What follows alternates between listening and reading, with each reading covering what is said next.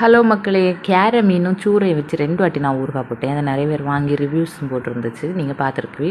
ஆனால் என்கிட்ட இது வாங்கினவங்க அதை எப்படி தின்னான்னு எனக்கு தெரியல. ஆனால் நான் எப்படி இல்லை அதை தின்னு சொல்லி தான் இந்த வீடியோ.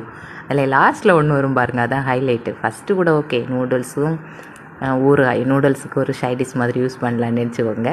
ஆனால் இது நிறைய பேர் தின்னதுக்கு வாய்ப்பு வரவுதான். ரெண்டாவது என்னடா ஒரு சைடிஷுக்கே இன்னொரு சைடிஷா அப்படின்னு சொல்லிட்ட மாதிரி ஜிப்ஸும் மீன் ஊறுகாய்.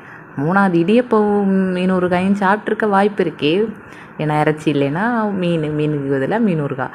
அடுத்து வரும் பாருங்கள், இது என்னத்தை அல்வையும் மீன் ஊறுகாயுமா அப்படின்னு சொல்லாதீங்க. சூப்பராக இருந்துச்சு.